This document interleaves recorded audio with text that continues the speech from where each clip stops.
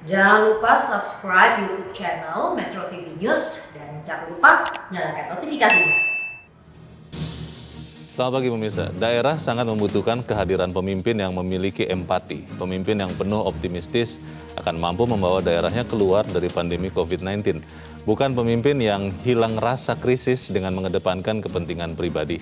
Pemirsa, inilah editorial Media Indonesia di seri ini Jumat 20 Agustus 2021 dengan tema Pemimpin Berempati Bukan Oportunis bersama saya Leonard Samosir. Kami juga akan mengundang Anda nanti untuk berpartisipasi melalui nomor telepon 0215839900. Dan pemirsa, pagi ini telah hadir di studio Metro TV anggota Dewan Redaksi Media Group Don Bosco Slamun. Bang Don, selamat pagi. Selamat pagi, Leo. Sehat-sehat, Bang? Sehat, Leo. Bajunya pertanyaanmu berulang-ulang. Harus, Bang. Hari-hari ini kita harus bertanya kesehatan dan saya melihat juga bukan hanya sehat, baju Bang Don bagus ini kelihatannya. Dari bahan yang... Kamu yang satu-satunya memuji baju saya. Ini dari bahan yang mahal ini kelihatannya. Tapi sebelum Abang... Oh tidak ya. Sebelum Abang jawab, kita akan lihat dulu ada beberapa berita yang menjadi perhatian media Indonesia sebelum kita bahas editorial. Yang pertama ini headline Bang Don. Ya. Daerah turunkan tarif tes PCR. Ya.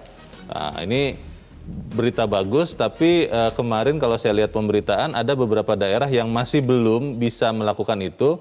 Ada beberapa rumah sakit atau klinik yang jujur mengatakan karena mereka sudah terlanjur menyetok yang harga lama begitu. Bagaimana, Bang? Ya, tentu tidak bisa kita harapkan satu kali kebijaksanaan itu dikeluarkan lalu kemudian sekali jadi. Serta-merta ya. Negara ini terlalu luas dan di bawah tentu banyak sekali atau kompleks sekali persoalannya. Tetapi poinnya adalah ternyata bisa gitu.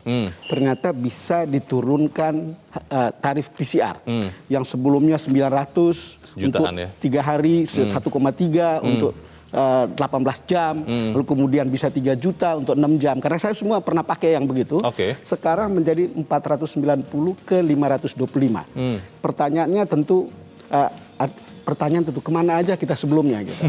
Saya kira sekarang ada antusiasme di publik tetap mengatakan ternyata bisa, dan saya kira ini akan mempengaruhi jumlah testing kita yang akan lebih besar. Baik, itu hasil akhir yang kita harapkan ya, bahwa kemudian testing ini meningkat supaya kemudian kita bisa lebih mengendalikan. Better late than never kan. Ya, betul.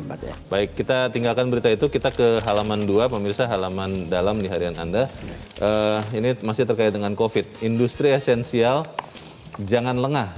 Ini menjadi peringatan juga karena di beberapa negara termasuk mungkin Amerika Serikat ya, Bang. Ini mulai lagi meningkat kasus. Bagaimana, Bang, industri esensial jangan lengah ini? Ya, saya kira ini peringatan yang normal dan peringatan yang seharusnya dikeluarkan karena kalau ini kan industri-industri esensial ini kan selama ini kan boleh bekerja 50% menurut aturan PPKM dan seterusnya. Dan sampai sekarang sih belum ada laporan yang memperlihatkan bahwa ada penularan yang begitu besar. Karena juga berjalan bersamaan dengan vaksinasi. Tetapi poinnya adalah kalau industri esensial ini sudah bisa jalan dengan lancar dan tidak ada penularan atau penularan kecil gitu, ini bisa membuka kemungkinan industri lainnya bisa jalan gitu. Yang bukan esensial? Yang bukan esensial bisa jalan. Saya kira ini awal uji coba yang akan bagus dan itu kan berarti menghidupkan ekonomi gitu. Yang penting adalah tetap protokol kesehatan itu dilaksanakan tanpa kendur begitu ya. Kata kuncinya tetap di situ, Leo. Kita harapkan itu dilakukan. Kita ke berita selanjutnya masih di halaman 2. Polisi jangan responsif soal satir. Nah, ini di dalam berita ini dikatakan, Bang Don, bahwa Kabar Eskrim Komjen Agus mengatakan bahwa Presiden Jokowi tidak suka kalau polisi bersikap responsif terhadap beberapa mural satir yang sempat beredar. Ini bagaimana, Bang? Ya, ini berkaitan dengan mural yang ada di Batu Ceper. Itu, Tangerang ya? Iya, menggambarkan wajah Pak Jokowi yang ditutup. Lalu kemudian tertulis itu Jokowi 404 not found. Padahal ini cerita, kisah seperti ini adalah kisah awal-awal masa internet ketika orang susah mencari informasi, tidak semudah seperti sekarang gitu. Tetapi intinya adalah bahwa Presiden sendiri menginginkan untuk tidak diteruskan gitu. Memang ini sebuah perdebatan, apakah ini fitnah ataukah sebuah karya seni. Penghinaan kepada kepala negara kan atau dianggap sebagai simbol penghinaan terhadap simbol negara. Tapi kalau Presiden sendiri sudah mengatakan begitu, menurut saya kita bisa paham apa yang ada dalam perasaan Presiden atau dalam pikirannya bahwa ini sebuah karya seni gitu. Dan saya kira satir, karikatur, kritik, kadang-kadang bagian dari penyegaran hidup sebetulnya. Penyegaran untuk melihat persoalan daripada semuanya serba serius gitu. Oke, walaupun memang harus dipertegas ya Bang, karena jangan sampai tidak ada batas sama sekali kritik dengan penghinaan simbol negara itu ya. Itu betul. Itu mungkin polisinya mungkin merasa bahwa oh ini soal presiden kan, gitu kan. Tetapi kalau presidennya sudah mengatakan begitu ya, kan kita kenal Pak Jokowi lah. Saya kira banyak sekali kritik, banyak hal yang bahkan lebih keras dari itu. Tapi kalau kita lihat responnya, ya mungkin sakit hati, mungkin juga kecewa. Tetapi sebagai pemimpin publik harus menerima itu loh. Kalau meminjam istilah anak muda zaman sekarang, Wallace saja Bang. Wallace itu maksudnya slow, kalem saja. Oke, kita ke editorial. Editorial diberi tajuk pemimpin berempati, bukan oportunis. Itu kenapa kemudian saya tadi melihat spesifik baju Bang Don, karena di dalam editorial dikatakan juga salah satu yang dibahas soal rencana tadinya, kalau tidak salah dibatalkan untuk menggunakan baju bermerek mahal untuk anggota DPRD. Ini bagaimana Bang? Iya Leo, memang ada beberapa fakta ya. Kebetulan saja kasusnya Gubernur Sumatera Barat yang membeli mobil dinas di saat-saat pandemi seperti ini. Lalu kemudian ada bupati di salah satu tempat di Sumatera Utara. Tetapi di sisi yang lain ada juga bupati di Sumatera Barat yang justru anggaran mobil dinasnya dipakai untuk beli ambulans di saat-saat seperti ini. Nah, kalau kita lihat seperti ini, sebetulnya ini yang ada di permukaan saja gitu. Saya kira masih banyak di permukaan. Tapi intinya begini, di saat-saat suasana kebatinan publik yang cemas, yang takut, yang khawatir, jangan memperlihatkan perilaku antagonistik. Perilaku antagonistik memperlihatkan kemewahan, memperlihatkan kesenang-senangan, dan memperlihatkan ini bukan sinetron. Jadi perilaku seperti itu bukan karena Gubernur Sumatera Barat. Saya kebetulan mengenal beliau, tetapi di daerah-daerah itu jangan seperti itu. Ini sungguh nyata. Kekhawatiran itu sungguh nyata, kecemasan itu sungguh nyata. Lalu kalau ada perilaku-perilaku seperti ini, antagonistik seperti ini, itu seperti terlihat aneh gitu. Masalahnya begini Bang Don, di sekian peristiwa yang termasuk yang disebutkan di dalam editorial, itu semua sudah direncanakan.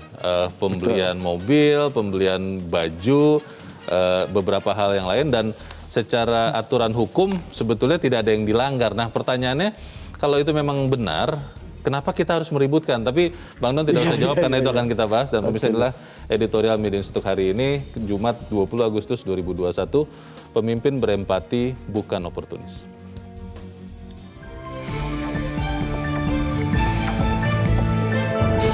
Pemimpin berempati bukan oportunis.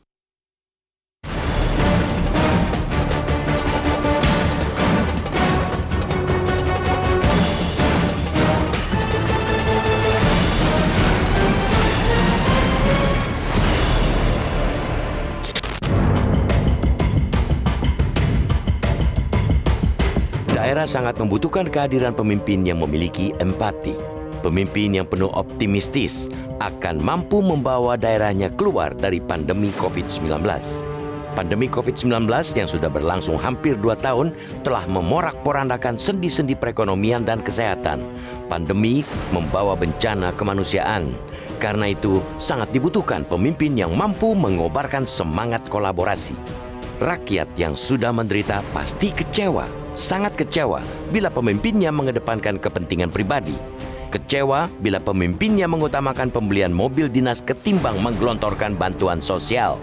Kekecewaan itulah yang melanda masyarakat Sumatera Barat. Pembelian mobil dinas baru Gubernur dan Wakil Gubernur Sumatera Barat memanen kritik.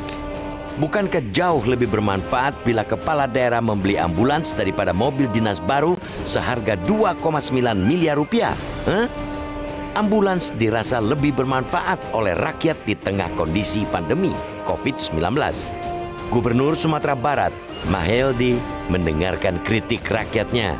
Kemarin dia menyerahkan mobil dinas barunya kepada Satgas COVID-19. Dia pun meminta maaf kepada rakyatnya. Tidak ada kata terlambat untuk berpihak kepada rakyat. Kritik tajam juga dialamatkan kepada Kepala Daerah Kabupaten Humbang, Hasundutan, Sumatera Utara, yang membeli mobil dinas seharga 2,6 miliar rupiah. Harus tegas dikatakan bahwa secara aturan memang tidak ada yang salah dengan mekanisme pengajuan atau persetujuan anggaran untuk mobil dinas tersebut. Mobil dinas ialah fasilitas yang melekat dengan jabatan. Persoalannya dari segi kepatutan, pantaskah kepala daerah membeli mobil dinas pada saat rakyatnya ngos-ngosan berjuang melawan COVID-19? Hah? Kepantasan itu menyangkut kemampuan kepala daerah untuk berempati dengan rakyatnya. Kebijakan mobil dinas itu dikeluarkan di tengah kondisi pandemi saat ini. Pantaskah kepala daerah berfoya-foya dengan mobil dinas baru pada saat rakyatnya menderita? Alangkah elok jika anggaran mobil dinas dialokasikan untuk membantu rakyat yang sedang kesusahan atau untuk menunjang fasilitas kesehatan seperti penyediaan ambulans. Lagi pula di tengah situasi sulit saat ini, mobil dinas itu bukan hal pokok dan mendesak. Jangan mengalokasikan anggaran APBD yang berasal dari hasil peras keringat rakyat hanya untuk kenikmatan para pejabat. Dalam konteks itulah, patut diapresiasi DPRD Kota Tangerang yang membatalkan pembelian jas baru dari bahan bermerek terkenal asal Prancis beberapa waktu lalu. Apresiasi juga patut diberikan kepada Wali Kota Medan dan Bupati Pesisir Selatan yang menolak mobil dinas baru. Setiap penyelenggara negara sudah semestinya mengerem nafsu demi memenuhi kepentingan pribadi ataupun kelompok dan memaksimalkan seluruh anggaran untuk membantu rakyat di tengah pandemi. Ingat, tugas dan fungsi utama pejabat ialah melayani, bukannya dilayani, apalagi dengan bermewah-mewah. Apresiasi pun patut diberikan kepada rakyat di daerah yang mampu merawat akal sehat. Kendati terus berjuang melawan pandemi COVID-19, rakyat jangan pernah lelah menolak kebijakan yang melawan akal sehat. Pemimpin mestinya membangun semangat kolaborasi dengan masyarakat yang menaruh rasa empati dan solidaritas terhadap sesama warga yang terpapar virus corona. Di tingkat akar rumput, misalnya, kita telah melihat warga bergotong royong saling membantu jika ada salah satu tetangga mereka menjalani isolasi mandiri di rumah. Di media sosial, sejumlah anak muda berinisiatif menginfokan seputar tempat vaksinasi, penyediaan tabung oksigen, donor konvalesen, dan sebagainya. Tidak sedikit pula dari mereka aktif menggalang dana untuk membantu sesama. Rakyat membutuhkan pemimpin humanis, bukan oportunis.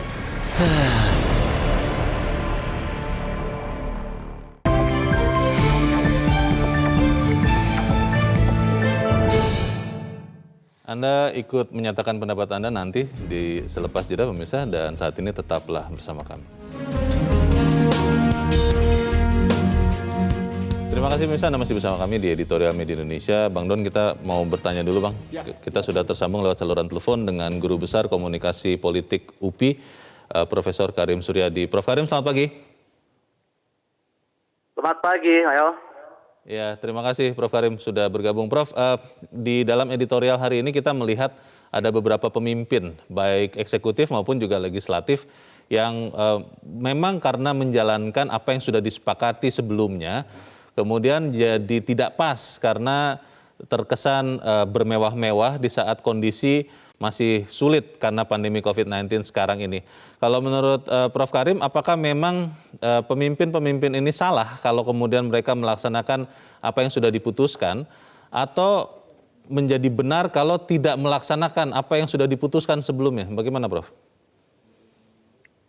Opsinya ada di luar pertanyaan itu. Jadi bukan soal benar atau salah, tapi ini soal kepantasan. Melaksanakan keputusan yang sudah ditetapkan itu wajib gitu ya. Tetapi melaksanakan keputusan yang dinilai tidak pantas, melaksanakan keputusan yang dinilai tidak pantas sekali lagi itu adalah kesalahan yang sangat mencederai ya. Oleh karena itu maka menurut saya gambaran menghadapi pandemi ini kontras gitu seperti yang judul dalam editorial ini. Jadi di bawah masyarakat itu menunjukkan empatinya, sementara di atas menunjukkan sikap oportunistiknya. Tadi editorial sudah menggambarkan secara lengkap bagaimana kontrasnya masyarakat yang bahu-membahu secara empati manusiawi melakukan gotong royong, tapi ada pihak-pihak di atas yang seharusnya memberikan contoh, melakukan tindakan yang tidak menunjukkan empati dan malah oportunistik. Terkait dengan itu keputusan yang sudah ditetapkan oleh DPRD, menurut saya sesuatu yang ditetapkan tapi bertentangan dengan fakta itu bisa dianulir oleh mereka yang membuatnya sendiri. Apalagi mereka yang membuat keputusan itu menguntungkan kelompoknya, itu kesalahan yang berlipat. Itu seperti pagar yang memakan tanaman gitu ya. Dan DPRD ini kan sebuah lembaga yang kalau dilihat dari etika jabatan itu yang tidak bisa dilihat dari sidik jari orang per orang. Karena selalu mengambil keputusan secara kolektif kolegial. Artinya bisa saja seorang yang oportunis berselimut di balik 50 orang kehendak yang demokratis. Itulah pentingnya mengapa rakyat harus bawel, media harus jernih, kritis mengatur kebijakan ini, gitu ya. Prof. Karim, jadi kalau kita melihat, menurut saya, Gubernur Sumatera Barat sudah merevisi. Jadi mobil dinasnya diserahkan kepada Satgas di Sumatera Barat. Kalau kita melihat, apakah kemudian kalau kemudian DPRD atau kepala daerah tidak mengubah apa yang sudah diputuskan sebelumnya sehingga jadi tidak pas di saat kondisi pandemi ini, apakah memang semua yang lain itu harus mengikuti apa yang dilakukan oleh Gubernur Sumatera Barat, Prof? Ya, itu menurut saya sebuah teladan meskipun ya terlambat ya. Harusnya tindakan itu dilakukan sebelum rakyat menagihnya. Ini kan soal komitmen ya, komitmen bersama untuk mengendalikan COVID secara gotong royong, secara sukarela. Tapi meskipun terlambat, bolehlah kita apresiasi gitu ya. Tetapi menurut saya kita tidak boleh berlebihan mengapresiasi itu karena apa yang dilakukan itu bukan sebuah prestasi, tapi secara moral merupakan sebuah keharusan. Itu yang pertama. Yang kedua, itu pun tidak menunjukkan, tidak menghapus noda yang dibuat oleh pemerintahan daerah dalam hal ini legislatif dan eksekutifnya, karena secara komunikasi kan tindakan yang sudah dilakukan itu tidak bisa dikembalikan kepada situasi sebelumnya atau irreversible. Jadi fakta bahwa ada ada kekurangan empati dalam pembuatan aturan yang memungkinkan pembelian mobil dinas atau usulan membuat jas dengan merek yang sangat wah dari luar, padahal tekstil di Bandung juga banyak dan bangkrut yang harus dibela gitu ya, menunjukkan bahwa ada sesat pikir yang parah gitu ya, sesuatu yang sangat kita butuhkan di tengah pandemi tapi langka, itu yang membuat kita prihatin. Baik. Terima kasih Metro ya dan media Indonesia yang membuat editorial yang sangat jernih, cerdas, objektif, menyentuh dan menggugah. Ini fakta yang tidak bisa dikesampingkan. Terima kasih. Terima kasih, Prof. Karim. Terima kasih, Prof. Terima kasih, Prof. Karim Suryadi, Guru Besar Komunikasi Politik UPI. Selamat pagi. Pertanyaannya kembali, Bang Don. Kalau kemudian sudah diputuskan, itu kan akhirnya kemudian menjadi sulit untuk kepala daerah atau DPRD sekarang untuk tidak melakukannya kalau itu masih diputuskan dari yang sebelumnya. Bagaimana, Bang? Leo, itu kan cara berpikir formal ya, cara berpikir legalistik. Tetapi kalau kita basisnya itu basis etik gitu, mestinya betul tidak dilakukan sebelumnya. Tetapi okelah setelah itu diambil langkah misalnya sudah dikembalikan atau difungsikan untuk kepentingan lain, kita juga harus mengapresiasi. Ini kan better late than never begitu. Tapi selalu kembali begini soalnya. Di saat-saat seperti ini kita membutuhkan pemimpin yang punya sense of crisis dan sense of empathy. Makin ke bawah level kepemimpinan kan makin dekat dengan publik. Kalau dia makin dekat dengan publik, diandaikan dia memahami seluruh suka duka dan suasana kebatinan yang dialami oleh publik. Karena dia tinggal di tengah-tengah itu. Karena dia ada di situ. Makanya kan kemudian jangan berperilaku antagonistik. Jadi misalnya begini, dan ini bukan hanya Gubernur Sumbar aja, ini hanya kasus yang terlihat di permukaan. Kalau lihat temuan BPK misalnya, itu ada 59 Pemda tidak melaksanakan rasionalisasi belanja daerah minimal 35% untuk COVID ini. Ada 26 Pemda yang melakukan realokasi tapi bukan untuk kepentingan COVID. Kalau yang lucu itu Leo, kalau kita baca ya alasan Gubernur Sumbar atau di sana membeli mobil ini karena remblong. Jadi kalau lihat seperti ini ada remblong tapi juga ada daerah yang belanjanya tanpa rem begitu. Kita misalnya lihat di sebuah provinsi gitu bisa 6,5 miliar itu kelebihan bayar itu. Kelebihan bayar. Kayaknya di tempat tinggal kita nih, Bang. Oh, di DKI gitu maksudnya. Kita ingatkan Pak Anies saja untuk bisa lihat lebih ke bawah. apakah ada unsur Baik. kesengajaan atau penyimpangan atau memang betul-betul just error gitu. ya. Tetapi kita harus lihat gitu. Baik, yang pasti adalah pemimpin itu harus punya empati. Karena kelebihan bayar begini Leo, Iya. kan lebih berfungsi lebih baik berapa Iya. puluh ambulans, berapa Bisa banyak berapa sekali juta kita pakai untuk penanganan masker, COVID. berapa Oke. obat yang bisa dibeli. Baik, kita harus jeda dahulu Bang Don dan kita akan lanjutkan selepas jeda. Pemirsa tetap bersama kami, Editorial Media Indonesia segera kembali. Media Indonesia mengajak Anda untuk mengakses fitur premium e-paper. Dengan sajian konten berbasis intelektual dan meneguhkan kebangsaan, Media Indonesia tampil dengan lebih dinamis melalui e-paper Media Indonesia yang dapat Anda akses kapan saja, di mana saja. Caranya mudah, download aplikasi Media Indonesia di Android atau ketik link e-paper.mediaindonesia.com atau bisa scan QR Code pada layar kaca Anda. Klik tab e-paper di bagian samping layar tablet Anda, daftarkan data diri, serta pilih paket berlangganan e-paper Media Indonesia sesuai dengan kebutuhan Anda. Nikmati juga bonus spesial tambahan 4 halaman rubrik fokus setiap hari. Semua bisa Anda dapatkan hanya di e-paper Media Indonesia. Untuk informasi lebih lanjut, hubungi customer service di nomor 0811 1201 2018 atau kunjungi media sosial @Media Indonesia. Media Indonesia, referensi bangsa. Terima kasih pemirsa, Anda masih bersama kami di Editorial Media Indonesia. Bang Don, kita mau mendengarkan pendapat dari pemirsa. Bang, kita sudah terhubung dengan pemirsa Metro TV di Curup, Bengkulu.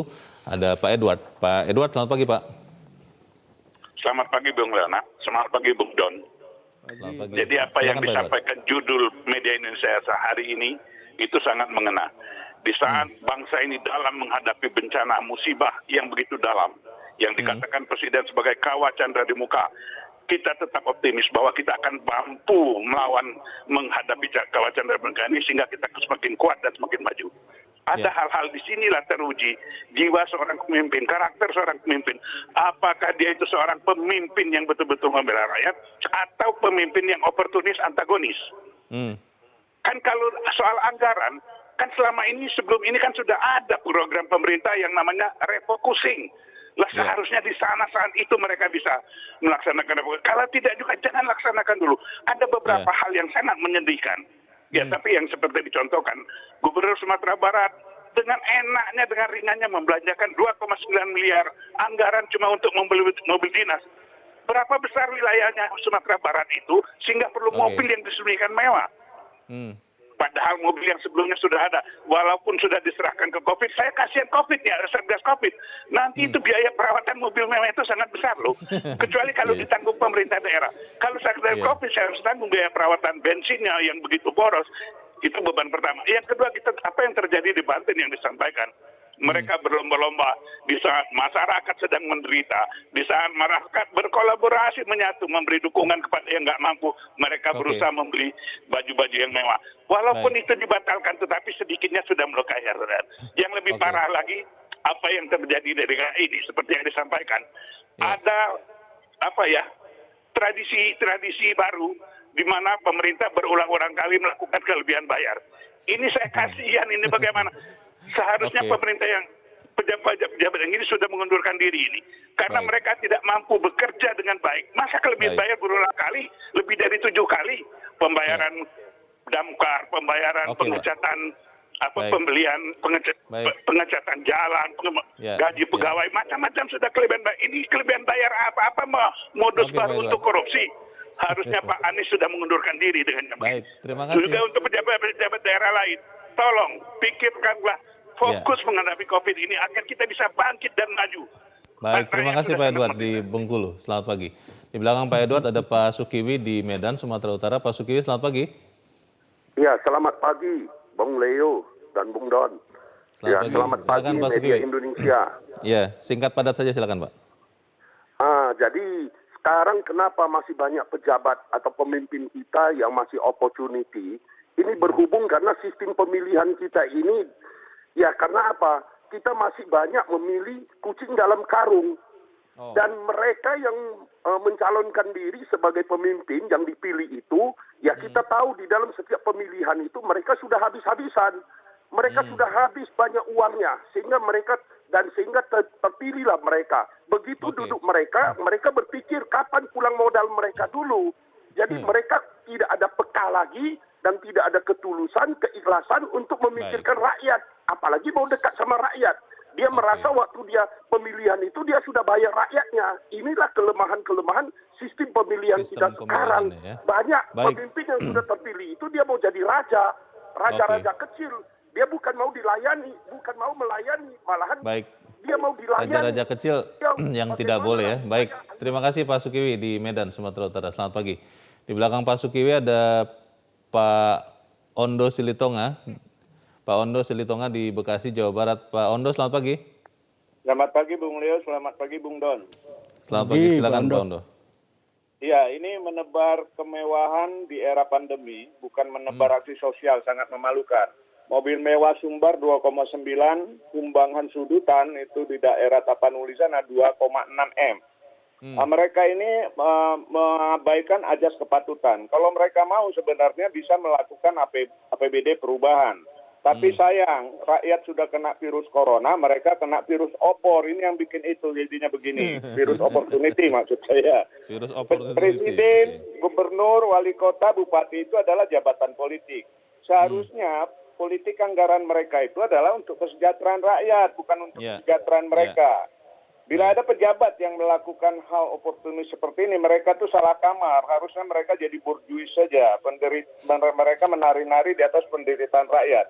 Satu lagi, saya tidak mengapresiasi pemberian mobil mewah dari untuk Satgas di Sumatera Barat dan atau di pembatalan JAS di Tangerang. Karena apa? Mereka sempat berlindung di balik ini sudah dianggarkan. Padahal mereka kalau punya empati mereka bisa membatalkan itu. Tapi apapun itu, saya kira ini kita nggak boleh menyalahkan mereka. Yang salah itu kita yang milih mereka. Makanya ke depan jangan pilih kaum oportunis, tapi kita pilihlah yang benar. Jangan pilih partai, lihat orangnya gitu loh. Baik, terima kasih Pak Ondo Silitonga di Bekasi, Jawa Barat. Selamat pagi. Di belakang Pak Ondo masih ada Pak Ramadan di Jambi. Pak Ramadan, selamat pagi. Assalamualaikum warahmatullahi wabarakatuh. Waalaikumsalam warahmatullahi wabarakatuh. Silakan Pak Ramadan, pendapat Anda Pak. Ya. Beli mobil mewah, beli jas baru, ada di pesisir selatan, mau beli mobil dibelikan ambulan, ini luar biasa. Tapi di Jambi, Pak Leo, Pak Dan, ada dokter yang mengundurkan diri dari rumah sakit karena dia TKS sampai 5 bulan tidak dibayar. Ada di Kerinci demo, tapi setelah 1 minggu bupatinya mungkin marah-marah, dibayarlah tenaga nakes. Tapi di daerah tempat saya tinggal, ya sampai hari ini saya tidak tahu apakah sudah dibayar. Tapi ponakan saya berhenti dari rumah sakit karena haknya 5 bulan itu tidak dibayar. Jadi sungguh pilu kita melihat perilaku para pejabat. Padahal nakes itu adalah garis di depan untuk menangani kasus. Apalagi Sumatera diperkirakan naik, malah dokter yang ada keluar. Padahal dia kekurangan dokter, gitu loh Pak Don. Ya. Baik, terima kasih Pak Ramadan di Jambi untuk pendapat Anda Pak. Selamat pagi. Para pemirsa kelihatannya penuh dengan pemikiran, tapi kita akan bahas lepas jeda Bang Don. Pemirsa tetap bersama kami, Editorial Media Indonesia segera kembali. Terima kasih pemirsa, Anda masih bersama kami di Editorial Media Indonesia. Bang Don, tadi ada 4 penelepon ya.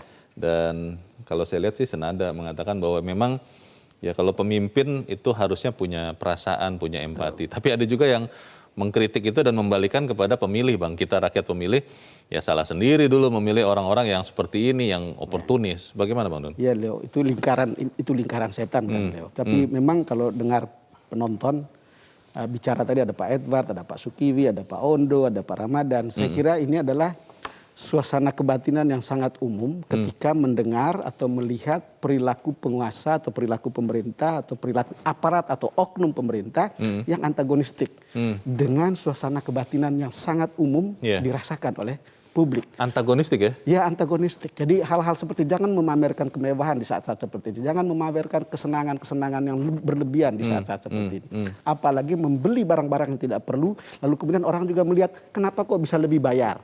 Ini DKI mungkin hanya salah satu kasus di antara begitu banyak kasus. Intinya adalah mestinya kan fokus untuk menyelesaikan ini. Gitu. Fokus ke sini. Ini karena ini semua adalah urusan kita. Jadi kalau mengutip kata-kata Pak Edward ya, ini apa namanya? Ini mencederai batin rakyat. Yeah.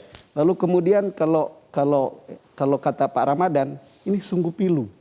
Saya kira kalau kita lebih terjun ke bawah ya, itu sangat terasa. Uang 100.000 sangat berarti. Uang 200.000 apalagi. 600.000 yang uang subsidi, bansos dan seterusnya itu lebih berarti lagi. Bagaimana orang lalu menghitung uang 2 miliar untuk di sebuah kabupaten atau di sebuah provinsi yang tidak kaya gitu, mestinya banyak hal bisa dialokasikan. Kemudian kita lihat temuan BPK tadi, ternyata alokasi nggak seperti yang diharapkan. Gitu. Kalau lihat itu semua, kita lalu kemudian tadi kan dibilang bahwa sistem pemilu kita itu kayak beli kucing dalam karung. Kita berharap rakyat tetap cerdas untuk mencatat semua itu dalam hati. Perilaku para pejabat yang antagonistik seperti ini. Gitu. Supaya kemudian itu menjadi referensi ketika mereka memilih pada 2024. Apalagi waktunya cukup lama, mudah-mudahan tidak lupa untuk bisa melakukan itu. Gitu. Bang Don, kalau misalnya ini kita analogikan sinetron begitu ya, kan kita selalu lihat ada tokoh yang protagonis, ada yang antagonis.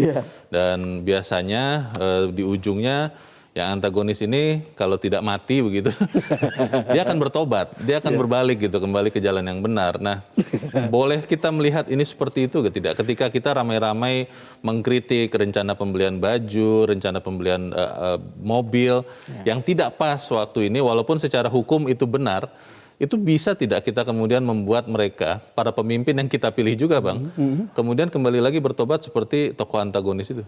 Ya faktanya Gubernur Sumatera Barat, Buya Mayaldi mengembalikan itu, tapi menyerahkan mobil itu untuk Satgas. Lalu kemudian Tangerang batal kan gitu. Ya artinya adalah proses di mana kemudian orang mengoreksi kebijakannya. Yang paling penting adalah bahwa rakyat itu harus tetap ngomel. Tadi Prof Karim bilang, kalau orang dipilih secara langsung, demokrasi itu membuka kesempatan bagi rakyat seperti kita ini untuk ngomel. Dan omelan itu didengar. Gitu. Ada yang didengar, ada yang mungkin tidak didengar. Tapi usahakan untuk mestinya pemimpin itu mendengar omelan-omelan rakyat seperti ini. Lalu kemudian mengubah perilaku dan seterusnya. Sekarang misalnya begini, saya kira Pak Jokowi sudah pernah bilang pada 16 Juli yang lalu, ini semua pejabat di tingkat pusat maupun di tingkat daerah harus punya sense of crisis. Bahkan melarang semua menteri untuk keluar negeri, kecuali Menlu. Kan kira-kira begitu. Karena memang tugasnya mengurus urusan luar negeri. Kalau tidak keluar negeri kan aneh juga. Nah, kalau lihat seperti ini kan, saya rasa mestinya para gubernur juga harus berbicara tentang untuk tidak boros, tidak perlu membeli yang tidak perlu, apalagi melebih-lebihkan bayar dan seterusnya, tanda kutip ya. Lalu kemudian untuk hal-hal yang tidak out of focus dari COVID begitu, saya kira itu hal-hal yang perlu untuk dilihat. Gitu, masalahnya Bang, kalau aturan hukum saja, legal formal itu masih banyak yang dilanggar. Banyak kepala daerah, oknum, dan anggota DPRD yang masih korupsi Bang. Apalagi ini hanya soal etika, soal kepantasan, soal empati. Kalau kemudian teriakan kita ini tidak membuahkan hasil apapun, apa gunanya kita bicara seperti ini Bang? Leo, orang selalu berpikir segala sesuatu yang legal formal atau legalistik itu lebih rendah dibanding dengan judgment etik. Jadi judgment etik atau judgment moral tentang sesuatu hal. Judgment etik itu menempatkan martabat manusia lebih tinggi daripada sekedar mengikuti aturan. Aturan itu bisa berubah-ubah. Aturan itu bisa diubah menurut tren politik, menurut tren sosial atau ekonomi. Tetapi yang tidak pernah berubah itu adalah judgment etik. Judgment etik itu sangat human. Dan kalau kita lihat, ya tentu dibilang, ya tidak ada pelaksanaannya. But sebagai manusia, you akan merasa lebih bermartabat kalau you mengikuti suara hatimu, mengikuti komitmen moralmu, mengikuti keputusan etis. Apalagi untuk kepentingan bersama, untuk kepentingan publik. Ini pilihan sebetulnya, pilihan soal pilihan value ya, mana value yang lebih tinggi dari ini. Kalau sekedar melaksanakan hukum, itu tidak cukup. Sebetulnya. Dan kita percaya para pemimpin ini masih punya hati ya Bang? Saya percaya, tentu saya percaya, tentu ada pengecualian di antara sekian banyak orang. Yang kita bicarakan tentu yang tadi dan tanda kutip yang rada antagonistik itu tidak semuanya. Kita juga harus percaya bahwa banyak juga putra-putra terbaik yang memimpin, yang melayani, yang penuh pengabdian. Yang masih punya empati dan bukan oportunis. Betul. Kita harapkan itu yang terjadi ke depannya. Bang Don Bosco Slamun, terima kasih Bang sudah hadir di tempat ini. Selamat pagi. Selamat pagi. Pemirsa, pemimpin seharusnya membangun semangat kolaborasi dengan masyarakat yang menaruh rasa empati dan solidaritas terhadap sesama warga yang terpapar virus corona. Jangan mengalokasikan anggaran belanja daerah yang berasal dari hasil peras keringat rakyat hanya untuk kenikmatan para pejabat. Semoga para pemimpin kita ingat akan sumpah dan janjinya. Saya Leonard Samosir, terima kasih Anda sudah menyaksikan. Tetap pakai masker Anda, cuci tangan. Kalau tidak perlu, tidak usah kemana-mana. Selamat pagi, sampai jumpa.